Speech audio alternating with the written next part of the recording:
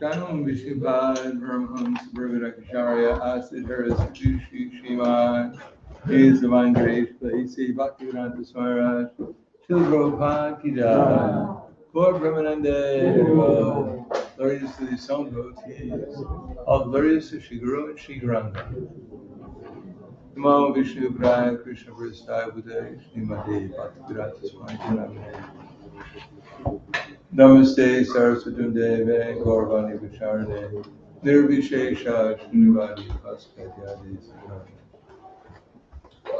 Om Agyana Dvinandasya Gyananjana Salakaya Aksur Militam Yena Tasmai Shri Gurave Namaha Shri Chaitanya Manobhishtam Sapitam Yena Bhutale Swayam Rupa Gadamaya Didati Swapadantikam Vandeham Shri Guru Shri Yuta Parakamalam Shri Guru Vaishnavam Scha Shri Ruvam Sagujatam Sahagana Raghunatam Vitam Tam Sajivam Sarvaitam Savadutam Vrajana Saitam Krishna Chaitanya Devam Shri Radha Krishna Padam Sahagana Lalita Shri Visakan Svitam Scha Hey Krishna Karna Sindhu Dinabandha Vidapate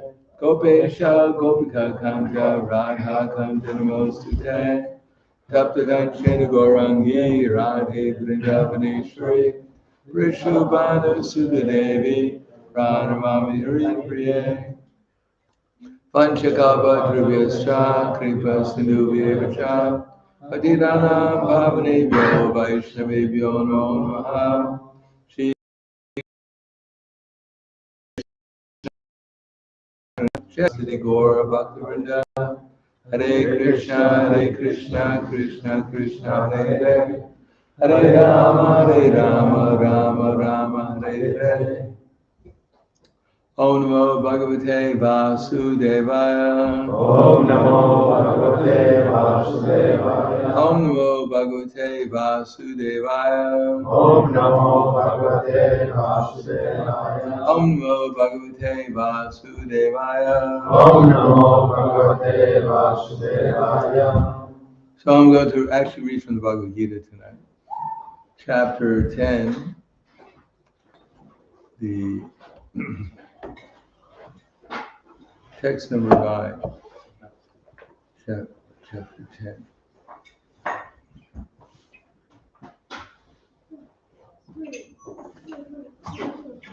The opulence of the Absolute. Makshita Machkata Prana Bodhiyantaj Parashparam Yathayantasramam Nityam. No. Yeah, that's right. Tushanti Charamanti Cha. Prabhupada's translation and purport. The thoughts of my pure devotees dwell in me. Their lives are fully devoted to my service, and they derive great satisfaction and bliss from always enlightening one another and conversing about me. So please repeat. The thoughts of my pure devotees The thoughts of my pure devotees dwell in me. dwell in me. Their lives are fully devoted to my service, Their lives are fully devoted to my service, and they derive great satisfaction and bliss and they derive great satisfaction and bliss from always enlightening one another from always enlightening one another and conversing about me. and conversing about me. Srila Prabhupada's purport. Pure devotees, whose characteristics are mentioned here, engage themselves fully in the transcendent loving service of the Lord. Their minds cannot be diverted from the lotus feet of Krishna. Their talks are solely on the transcendental subjects. The symptoms of the pure devotees are described in this verse specifically. Devotees of the Supreme Lord are 24 hours daily engaged in glorifying the qualities and pastimes of the Supreme Lord. Our hearts and souls are constantly submerged in Krishna, and they take pleasure in discussing him with other devotees. In the preliminary stage of devotional service, they relish the transcendental pleasure from the service itself. And in the mature stage, they are actually situated in love of God. Once situated in that transcendental position, they can relish the highest perfection, which is exhibited by the Lord in his abode. Lord Chaitanya likens transcendental devotional service to the sowing of a seed in the heart of the living entity. There are innumerable living entities traveling throughout the different planets of the universe, and out of them there are a few who are fortunate enough to meet a pure devotee and get the chance to understand devotional service. This devotional service is like a seed, and if it's sown in the heart of the living entity, if he goes on hearing and chanting, Hare Krishna, Krishna Krishna, Hare Hare, Hare Rama, Rama Rama, Hare Hare. That seed fructifies just as the seed of a tree fructifies with regular water.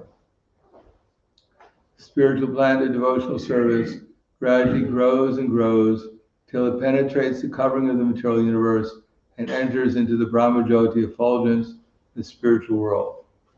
In the spiritual sky, also that plant grows more and more till it reaches the highest planet, which is called Goloka Vrindavan, the supreme planet of Krishna. Ultimately, the plant takes shelter under the lotus feet of Krishna and rests there. Gradually, as the plant grows fruits and flowers, that plant in devotional service also produces fruits, and the watering process in the form of chanting and hearing goes on. This plant in devotional service is fully described in the Chaitanya Charitamrita, Madhya Lila, chapter 19. It is explained there that when the complete plant takes shelter under the lotus feet of the Supreme Lord, one becomes fully absorbed in the love of God. And then he cannot live even for a moment without being in contact with the Supreme Lord, just as a fish cannot live without water.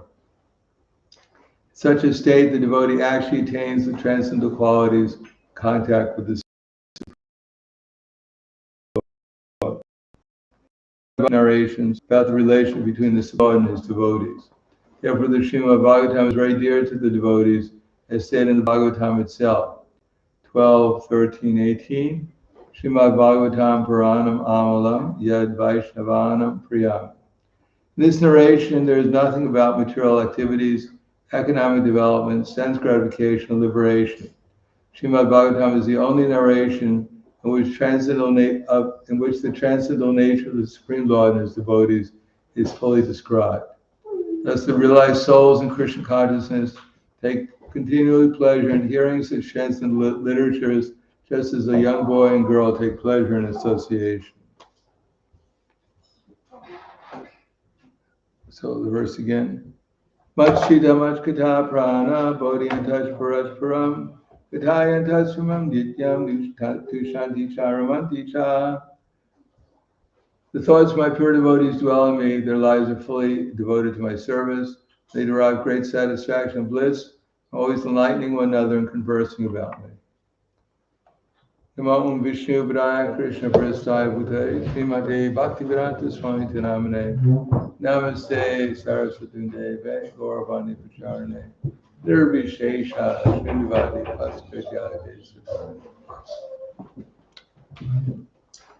Srila mentioned one talk he gave early in the movement that Krishna consciousness is the most exacting, voluminous, and consistent philosophy due to the unbreakable system of disciplic succession. In other words, Krishna consciousness is actually quite simple, but because we're covered by illusion, it makes things a little bit more difficult. In other words, simple for a self-realized person is very complicated for a conditioned soul. But basically, Krishna is repeating the same philosophy in different ways, again and again. And here, this is called the Chatur Sloki verses of the Bhagavad-Gita, a summary of all the other verses in the Bhagavad-Gita. Now, Bhagavad-Gita is composed of 700 verses, which is a summary of the 1 billion verses or so of the Vedas. So if you don't have time to read 1 billion verses, you can read Bhagavad-Gita. And if you don't have time to read the whole Bhagavad-Gita, you can read the middle 6 chapters. If you don't have time for that, you can read chapter 9, which gives the whole essence. And if you don't have time for that, then just read the last verse of chapter 9, and that will explain everything. And if you can't do that, then chant Hare Krishna, Krishna Krishna, Hare Hare, Hare Rama, Rama Rama, Hare Hare. If you can't do that, at least take prasad.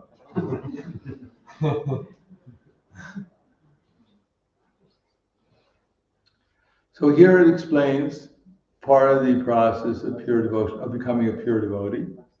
First thing is that we should know what the focus of our whole movement is. What is the purpose of our movement? Does anyone know what the purpose of our movement is?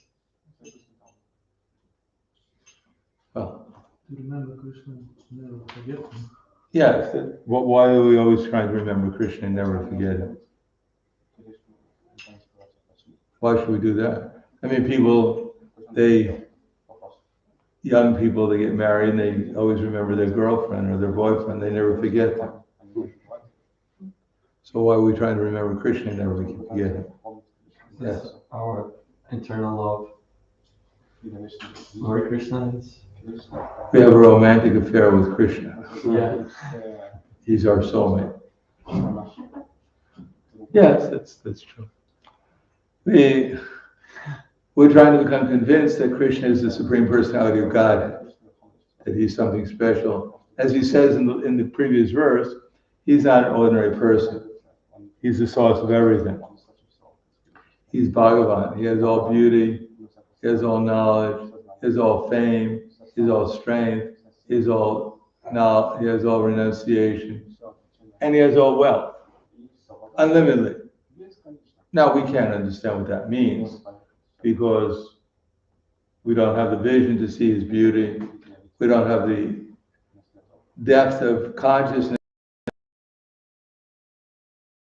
to understand how he's our brains are rather limited. But we have the opportunity to access this knowledge in Bhagavad-Gita to get some glimpse about Krishna's unlimited intelligence and knowledge.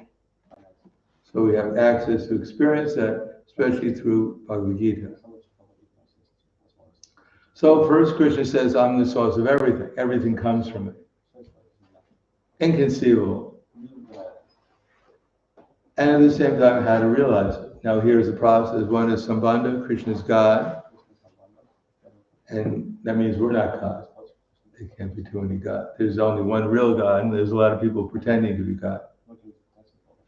So there's one God, and there's a process of realizing it. And here it begins with hearing. Just like Krishna in the 7th chapter says, Maya sakta manakarta yogam yunjan manashaya asamshayam samagramyam itagyasiti touch. Hear from Yosa and Pritha how by practicing yoga in full consciousness of me, with mind attached to me, you can know me in truth, free from doubt. And at the end of the Bhagavad Gita, Krishna says, Manmana Bhagavan Bhakto. As the conclusion of Bhagavad Gita, when he's concluding Bhagavad Gita, always think of me, Krishna says. And to always think of Krishna, we have to hear about it. We weren't born always like Srila Goswami, and even he wasn't always thinking about Krishna. He was thinking about Brahman. So hearing is the beginning. It's not the end. But at least it's this basis of devotional service. You hear about Krishna from the right source, and then we have to develop the proper attitude. So Bhagavad Gita deals with not only we're supposed to hear about Krishna, but how to develop the proper attitude so we can actually hear about Krishna. Just like Kamsa is always hearing about Krishna. When his ministers got together Palambasura, Agasura, Putana, etc., Trinavarta, they all discuss Krishna, how to kill him. But that kind of mood, it doesn't allow us very much access to develop the attitude. And not only the attitude towards Krishna, but also attitude to things in relation to Krishna, namely Krishna's devotees. Therefore Krishna says, Tadvidi prani patena pari prashnena sevaya upadeshanti te jnana jnanina tattadarshana. Just try to learn the truth by approaching a spiritual master, inquire from him submissively, and render service unto him. The self-realized soul can impart knowledge unto you, because he has seen the truth. So again, so Krishna says we have to hear from the right source. Someone who's seen the truth, or to hear from someone who's repeating the same message as someone who's seen the truth. What's the truth? That Krishna is the Supreme Personality of Godhead. As Krishna says in the next verse, and everyone, everything is Krishna's energy. And one has to develop a service attitude towards Krishna and towards his energies, to how to utilize them in Krishna's service, how to utilize one's own energies in Krishna's service. In other words, how to focus one's attention and give one's love to Krishna. So the devotees, they get together like we're getting together right now. And we're going to discuss how to focus our attention and give our love to Krishna. And if there's something we hear about that we can actually apply within our lives, then Krishna will help us.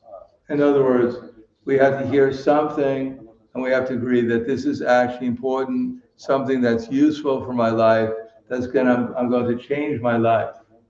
And I'm going to make it more consistent in Krishna consciousness. And I'm going to make it more, my service will be more enthusiastic. Doesn't mean that we have to change what we're doing. Krishna says, Stane sita shuddhikatam dhanavangmanobhira. Stay in whatever position is. It's not that the sannyasi comes and he talks about renunciation and all the householders put on saffron. Even the dog in the house puts on saffron. We all go to the forest and chant Hare Krishna. And finish. What's that? And finish first. Yes. It's healthy.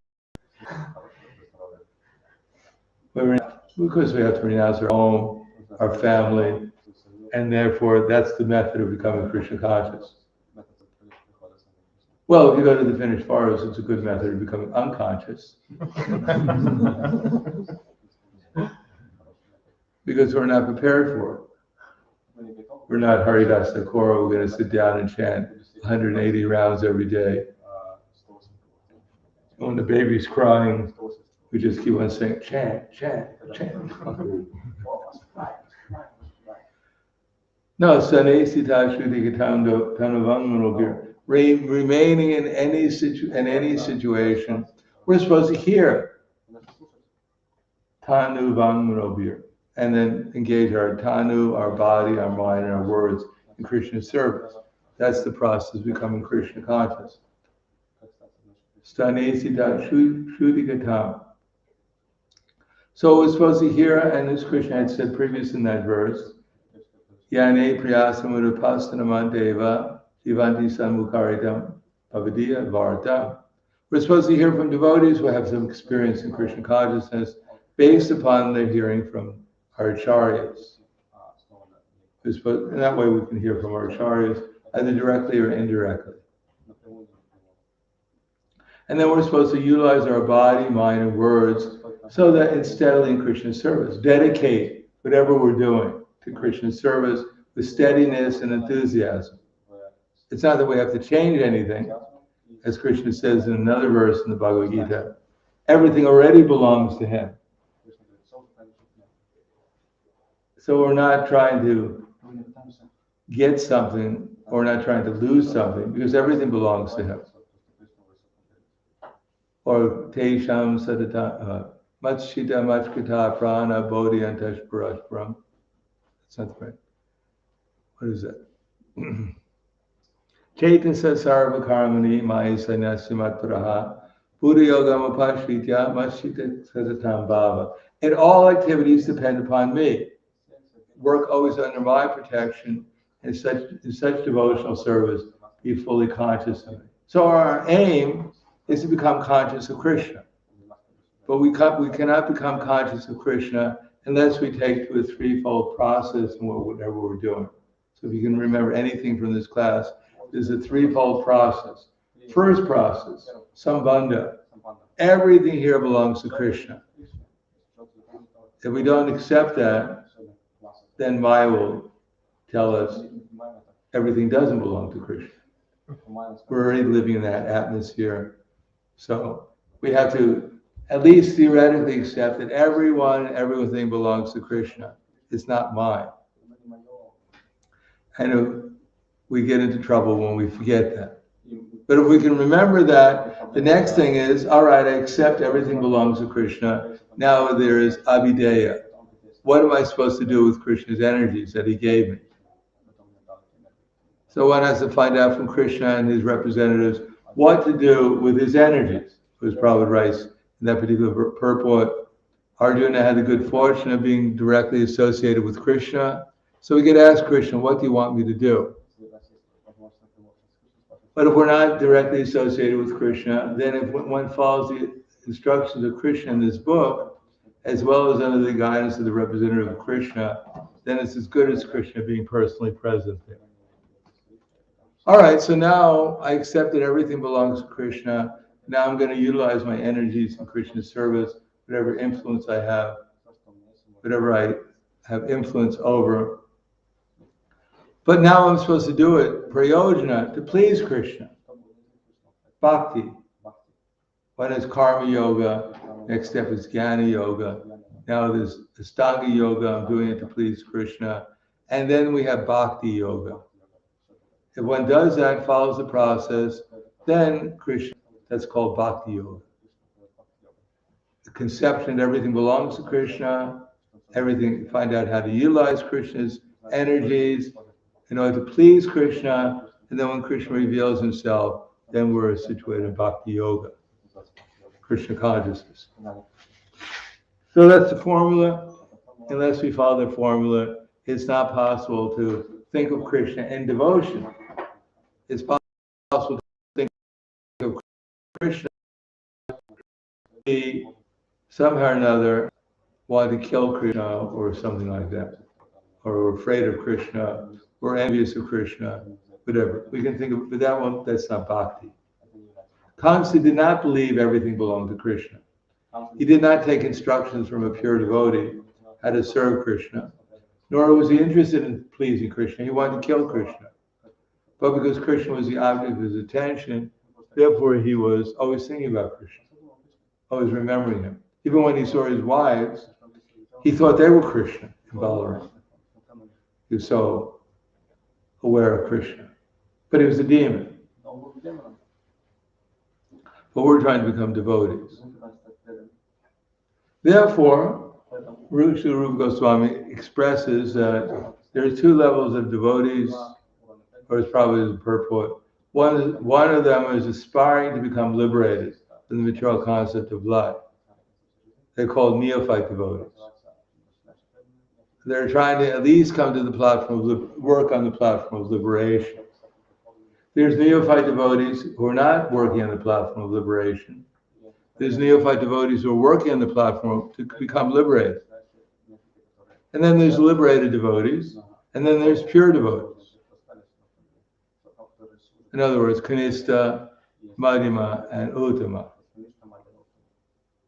So at least we're supposed to try to work on the liberated platform. If we don't do that, then we're performing devotional service on the conditioned platform. Therefore, we have so many problems in our society because many of devotees are quite content, or they think it's standard to work on the conditioned platform. And what's the symptoms of devotees working on the conditioned platform? That they like to fight with each other over everything, non-important things. And they're attracted to sense gratification. either gross or subtle, profit, adoration, distinction, or other types of sense gratification. So what does that do to? It means that, generally speaking, we're satisfied to work on the neophyte platform. Either we're suffering from distress, and our main object is to get free from distress. Our minds, our bodies, whatever else.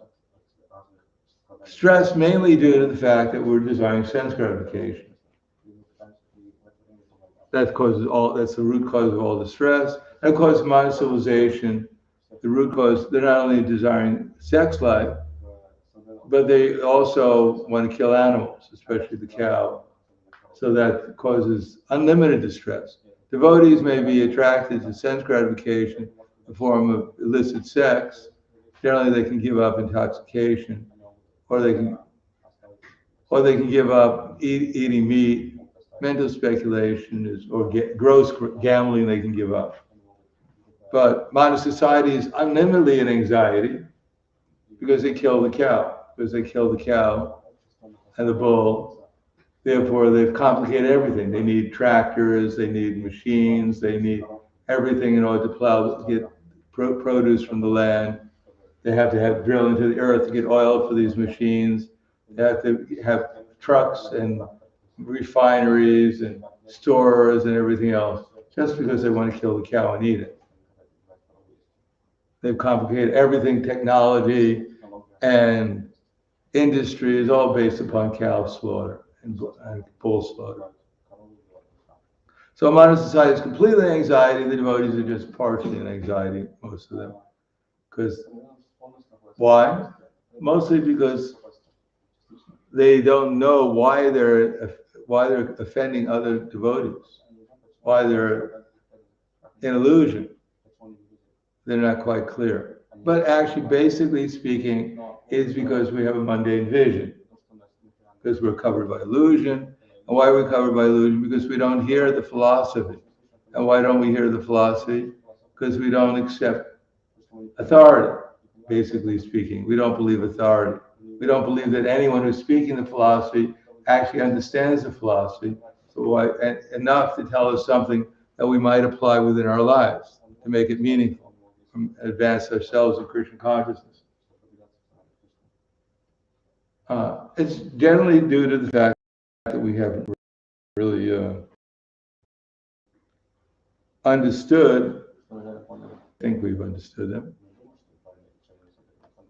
If we understood the teachings, we wouldn't be in any bodily concept of life. We'd see everyone as a spirit soul, and our only vision would be what can I do to help this living entity make advance in Krishna consciousness? We see ourselves as servants of everyone, every living entity, and especially of the devotees. So if we don't see like that, that's due to offenses, and the due to offenses is due to ignorance, and that ignorance is due to the fact that we haven't heard the philosophy.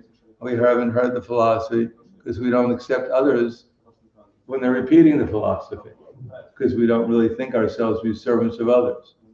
And why don't we think ourselves to be servants of others? Because, basically speaking, we've come here to become the masters, and we've accepted philosophies that allow us to think we're devotees, at the same time keep our position as the master of something or someone or some things. So why is that? Basically, it's embedded in our philosophy of not really deeply understanding how to relate to others in a Krishna conscious way, as Srila Rupa Goswami says in the Nectar of Instruction, which is why I was going to read the Nectar of Instruction, but it's a little long.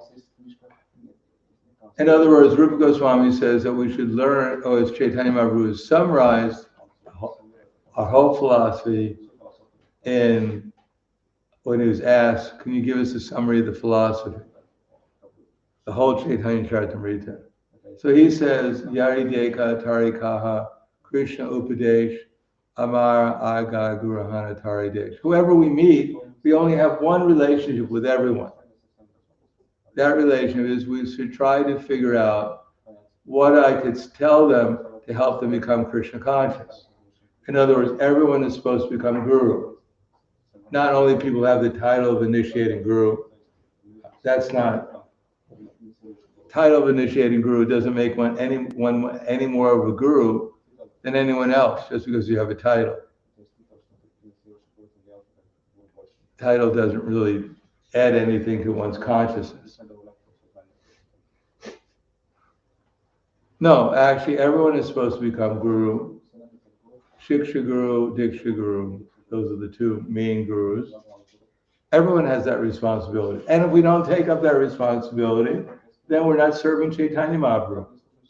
And if we think, I had to become initiating guru, then I'll become guru, that's also illusion. Because we're already gurus. As much as we repeat this philosophy and follow it, then we become guru. We may not have a whole, when we walk into the room, people don't stand up and start cheering or say Jai or Hare Krishna, whatever. Then we think, well, I'm not guru because people don't. Not paying obeisances. What's that? Not paying obeisances. Yes. I understand I'm guru when everyone pays obeisances. No, those obeisances are not for helping the guru become a guru. They help the disciples, the devotees, become guru. The guru is one who's always offering obeisances to all the devotees,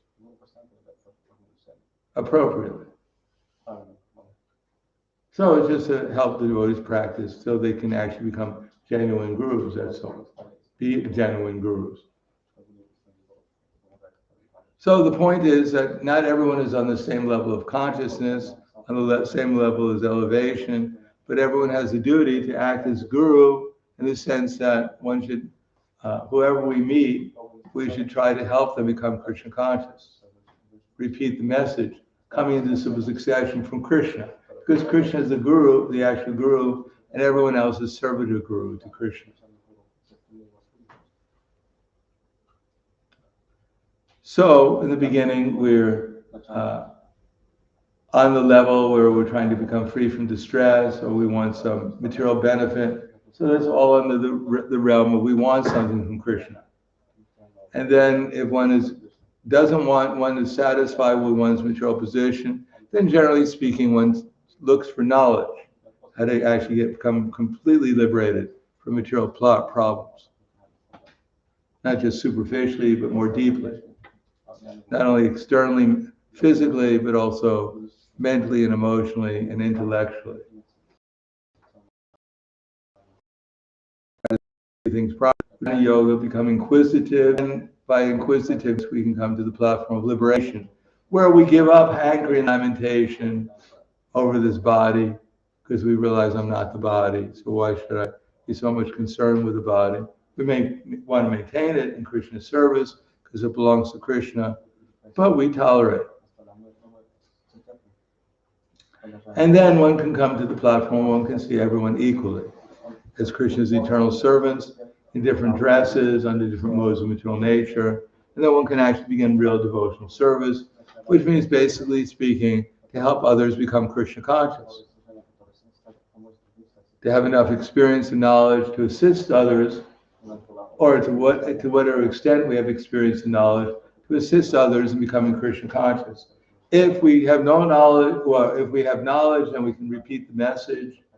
If we don't have that much knowledge, then we can assist by organizing so that that message is repeated in different ways. And if we don't have that much skill for organization, then we can do the same type of service by helping provide the resources, so that repetition goes on, the organization goes on, the repetition goes on, the explanation of Krishna goes on. And we have no resources, we have no organization ability, we have no knowledge. We can assist those who do. That's the manifestation of an ashram for the preaching mission.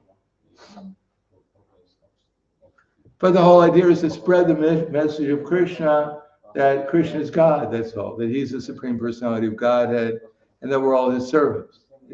And we're all servants of the servants of the servants of Krishna. Gopi Bharta Pada Kamalaya, Dasa Dasa Anudasa. And that's it.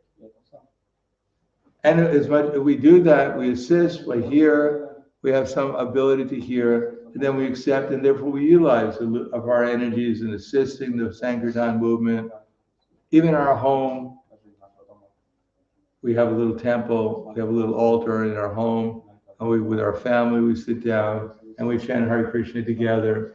We hear Srimad Bhagavatam, Bhagavad-Gita. We offer our food to the deity. And we develop our service attitude in Krishna consciousness. Even in our family members, they're also become devotees. We're also serving the devotees who we meet. It's not that I meet you every day, you couldn't be a devotee. I don't know, that's called familiarity, breeds contempt. That if we actually become Krishna conscious in our family, if Krishna is the center of our relationships all the time, that even we have children, we produce children, it's to bring them up in Krishna consciousness. Even sex life in the family is based with Krishna in the center. Then, because we love Krishna, therefore naturally we'll love our family members too. As though that we love people on the outside, but our family members, we fight with them. No, we develop love for Krishna in the family, then we'll actually have real love in the family. Then every soul will be our mate, soulmate. In our family, at least we can begin that way. Or what to speak of our family, everyone else. If we develop love for Krishna, Krishna is the center in our relationships, we can develop love for the innocent people, etc., for the devotees.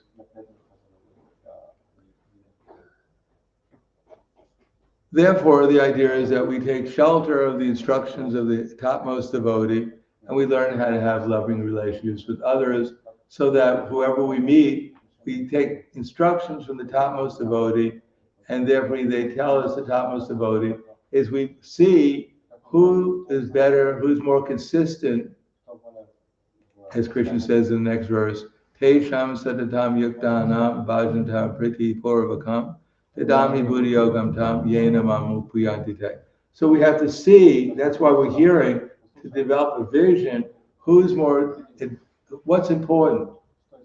What's important is two things: steadiness in devotional service and enthusiasm. Focusing our attention and giving our love to Krishna. That's important. Everything else is not important. Not as important as that, at least. And therefore develop a vision, who's more steady in devotional service than I am? Who's more enthusiastic about devotional service? Who does their devotional service with more care and with more attention than I do? We have a vision to see that, and when we hear more steady and more enthusiastic about my service to Krishna. And if we accept that, we even accept that we're hearing that, then Dadami Buddhi Yogam Tam. Then Krishna will help us, give us intelligence, realization, conviction that that's what I should do, understanding how to do that. And as much as I apply that in my life, then the result is Tesham Eva Nukam Partam. Humbly, with humility, realizing I'm an insignificant soul, I must rely upon Krishna and his devotees to become Krishna conscious again. When Krishna sees we become humble, we develop a service attitude towards himself and his devotees, then he reveals himself. If we accept everything here as Krishna's and utilize it under the directions of his devotees with enthusiasm and steadiness to please Krishna, then naturally will remember Krishna. Krishna reveals himself, and we become ecstatic first, bhava, realizing Krishna is actually present before me. When I chant Hare Krishna, Srimati Radharani is there, the whole spiritual world is there. We become ecstatic, and that ecstasy burns away all our material contamination. And we can actually see Krishna all the time, everywhere, and remember Krishna's pastimes in the internal energy also. So that's our success. But if we think we have some other false identification, I may have a bona fide spiritual master, and he's giving me bona fide instructions, hopefully how to develop loving relationships with the other devotees, appropriately, how to see the superiors and serve them, their example and their instructions, how to see the equals and to cooperate with them, how to see the inferiors devotees and how to try to help them elevate themselves to the higher level, how to see the innocent and how to inspire them to take up the process of Krishna consciousness, and how to become detached from the atheists or the sense gratifiers. So that develop that vision, apply it in our lives, and then our Krishna consciousness will advance. But if we think, I belong to a certain group of devotees, these are the initiated Maharaj, initiated me, and these is his family, and everyone else is a distant cousin or relative, then we miss the whole point of initiation. Initiation is meant to give up the false ego, not to develop another false ego. No, if everyone has the same vision, that I'm trying, under the guidance of my spiritual master, I'm learning to become a servant of the servant of the servant of the devotees, then competition can be there amongst gurus, amongst their disciples, who could become a better servant of all the other devotees. That's how to prove that my guru is the most elevated, because I become the best servant of all the devotees in the movement, appropriately. Otherwise, then we're all just remaining on the neophyte platform, developing another false ego, which will not really help us very much advance towards love of God. So I'll stop there. Thank you. Any questions or comments? Yes. Yeah, thank you, Maharaj, for the replying. The question is, he was starting to talk about this condition platform of practicing bhakti and liberated platform, and a liberated platform is like a beginning. Yes. On the Brahma Buddha Prasanatma. Yeah. Can you elaborate a little bit about the difference between all this? Between, like, how the liberated devotee acts, or He's a Madhyamadikari. He acts in the Madhyama. Ishvare tada dineshu, Palishesu Dvitsatsucha, Prema Maitri Kopeka, Yat Karoti Samadhimaha. So he sees Krishna and he loves Krishna. He does his service simply out of prema, to please him. He accepts everything as Krishna's. He acts under Krishna's direction and the directions of his representatives, just to please Krishna. And therefore Krishna, he naturally remembers Krishna in prema, in love. And he sees the devotees as objects on the same level as him. Cooperate with them, and for those who elevate them by his instruction and example. And he takes instructions from higher devotees who are taking instructions from the acharyas and Krishna. And he sees the innocent, and he knows that Krishna's purpose of coming to this world, creating the world, is to bring innocent devotee people to Krishna consciousness. And that's why the devotees cooperate with each other, because they're innocent too. They're helping each other become Krishna conscious.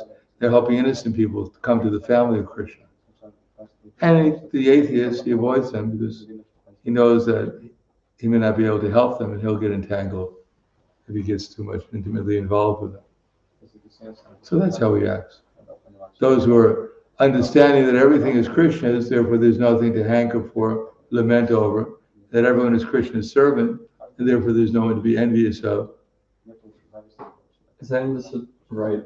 After that, you said that the problem is that we are hearing some philosophy from devotees, and we are not understand that it's some missing point with that in my mind.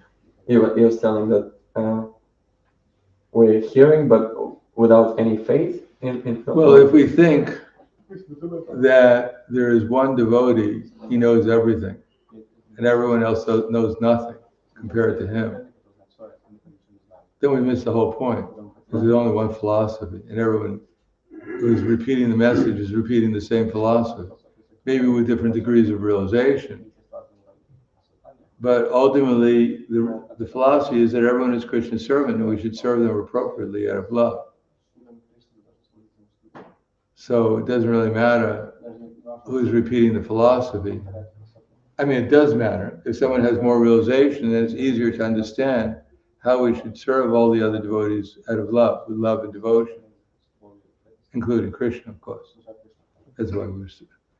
But if we think only one person has the philosophy, no one else has anything to teach me about then we've missed out on one loving exchange, which is offering, hearing submissive. What is that?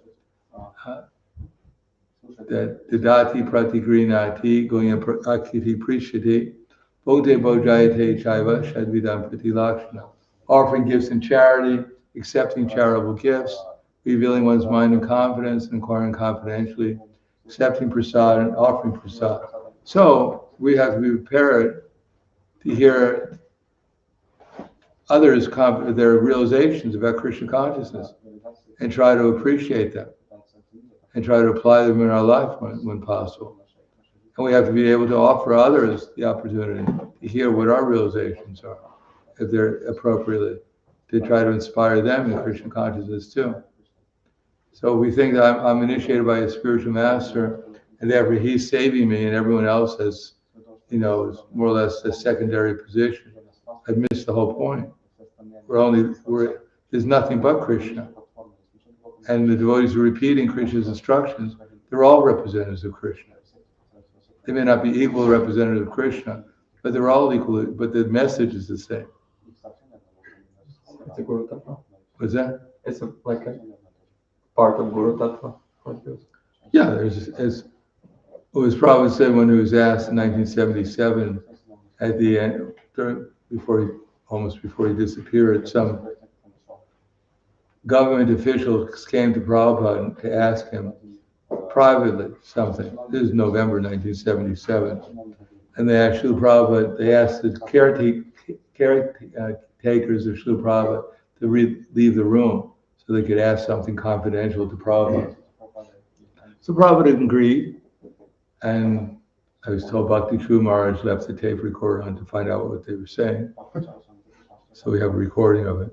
They asked Prabhupada, they said, Swamiji, after you disappear, who will be the leaders of the movement after you leave? And Prabhupada said, all my disciples will be the leaders, as much as they follow, understand and follow. He said, not that I appoint anyone as the next leader. He said, you can become the next leaders, he told them. If you understand and you follow, you can become the next leader. So this idea that Prabhupada appointed 11 acharyas or something, that was proven to be wrong. No, everyone has become a leader. Is there, but that disciple will become a leader. It's for the benefit of the disciple to learn submission. But that message is the same. Submissive to who? Not only to one's initiating spiritual master, but to all the other authorities, especially in the movement. Especially in our society, we're all working under another level of authority above the spiritual master, the GBC, and the authorities who are supposed to be organizing the Sankirtan movement. And they're simply offering us opportunities to participate in the Sankirtan movement, use our energies in the Sankirtan movement, a worldwide Sankirtan movement, Chaitanya Mahaprabhu's Sankirtan movement. And the initiating gurus, the Shiksha gurus, everyone has their part to play in it. But it's a worldwide movement. And there's worldwide authorities, and there's local authorities. And the Diksha gurus and the Shiksha gurus are all meant to help us understand how to work under those authorities, not to compete with those authorities or ignore those authorities or set up another authority system. That will just divide our society already to all different camps. And as soon as the spiritual master leaves, then all the camps fall apart usually. Because they're all depending upon one person. While we're actually supposed to learn how to develop loving relationships with all devotees. Those who are higher, those who are on the same level, those who are inferior. Then we'll actually have a Nishta movement of Nishta devotees, liberated devotees, rather than Kanishta Adhikaris who wind up thinking that I'm the best or my group is the best. We're the biggest, we're the best, we're the wealthiest, we're this. And therefore we're just loose sticks easily broken. Anything else?